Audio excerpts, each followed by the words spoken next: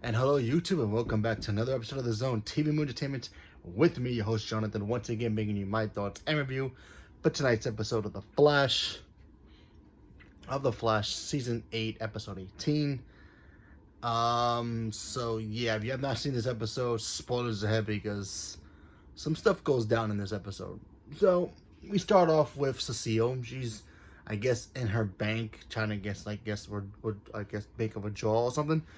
And typical fashion, bank robbery happens. So she's trying to call the Flash, can't do anything because the bad guys are literally right on her. Everybody puts their hands up, gets on the ground, like a typical robbery in progress.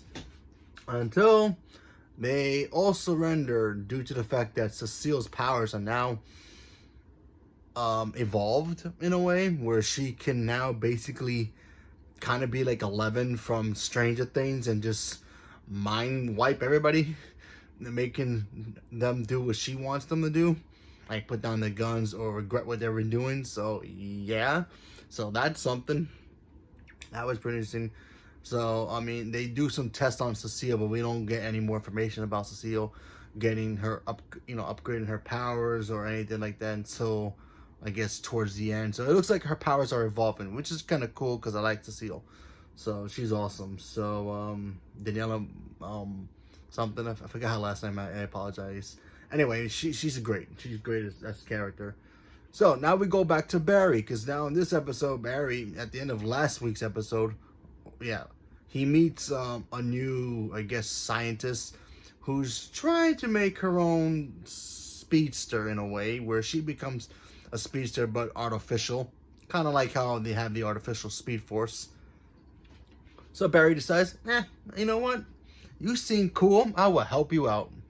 And you know how Barry is. He always helps out somebody until they end up being psychos. And then they turn on him. And then we all know the rest. Except in this occasion, something kind of happens. But in Barry's defense, you know, we all would have jumped to conclusions too. So Barry doing his usual thing. He helps out the new scientist and his team. And he goes to their lab thinking, okay, she's a woman. She's not going to cause any problems. But her assistant will, when he finds out that it's an actual Eobard Thawne from the future, basically showing up, having no memory of him being the Reverse Flash at any point in time. So this could be a version of him before he became a speedster psychopath. And yeah. So Barry freaks out. You know, he goes back to Argus to try to make sure Eobard's there, not pretending to be there, but not really there, so he can pretend to be the new guy and try to get his speed back. Not the case at all. We find out later on in the episode that this guy is another speedster. He is another Eobard Thawne, except that he's the one that helped the Legends in that. If you remember that one episode, if you watch Legends of Tomorrow, it was last season, the final season, season 6, where they had to prevent a certain timeline from being erased. You know, they had to make sure that does not get changed, period. Involving somebody getting shot that had to be shot. So, otherwise it would throw out the whole timeline out of whack. The guy who was previous in charge of that got killed. Then Eobard Thawne shows up, and he ended up being the protector of that universe, of that sacred timeline.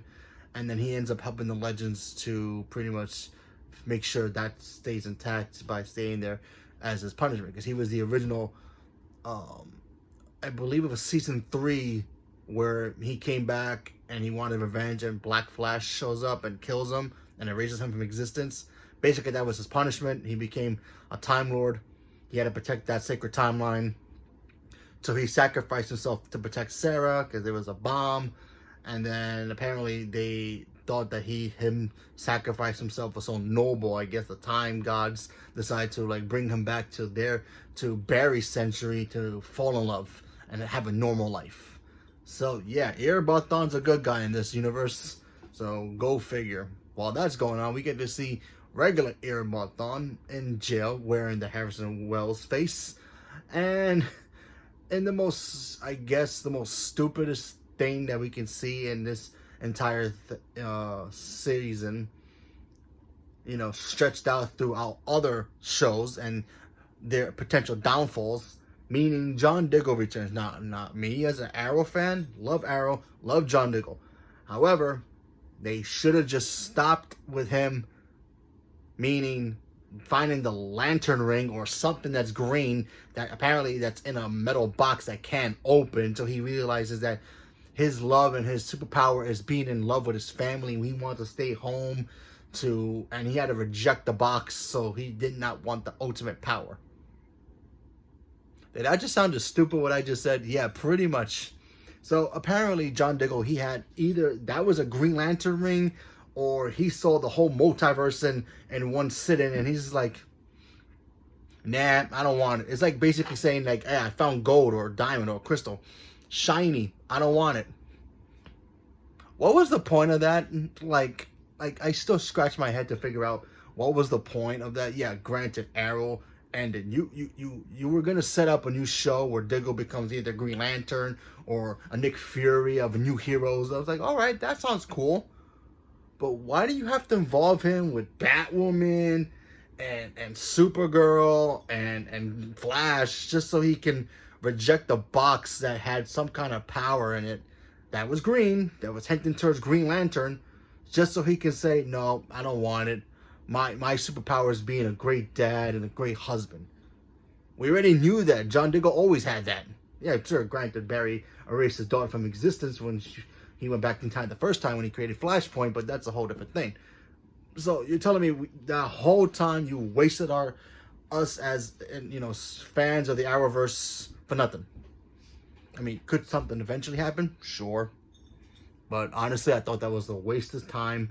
And then Thawne eventually got mad the fact that he couldn't see this ultimate power. And yeah, John Diggle just left to live happily ever after. So yeah, that was a complete waste. And then, of course, we find out at the end, Barry helps the new speedster, find her inner love, because it was Eobard Thawne who loved her and, had to get that negative speed force out of her because it was controlling her and using her to try to get more speed. So we got to see that. That was pretty interesting. Overall, I liked the episode, minus the whole Diggle thing. I thought that was the most stupid, idiotic thing I've ever saw in my life, ever, in any Marvel or DC show. It was just complete waste of time. So yeah, and if you're a fan of that, that's cool for you if you like it and you think it might be meaning something later on, which I will wait for and be happy for it when it shows up. Until then, it's a complete waste of time. And then the ending big reveal, the fact that Flash's negative son shows up, Mr. Time Speed guy, he shows up and is like, hey, Eobard, you want your speed back? I can give it back to you. And it looks like he's turning on Barry now, so I don't know what that means. No idea. It looks like the Speed Girl's gonna get a new suit, a black suit. Looks cool. So that should be next week's episode. Caitlyn's coming back apparently next week because it was also the ending where Frost's boyfriend shows up. He's like, oh yeah, I could build a machine to bring her back. Whatever that means, no idea. So there's only 2 episodes left. But yeah, like I said, it was a good episode up until that Diggle stuff. Until after that, you take that off, it was a pretty great episode. I enjoyed it. I had a lot of fun with it. So leave a comment below. Let me know what you guys thought about the Flash tonight, and what do you think is gonna happen now that Eobard Thawne's coming back with his powers, which we knew eventually was gonna happen, but I guess sooner rather than later. So leave a comment below. Let me know. Thank you very much, and have a good night.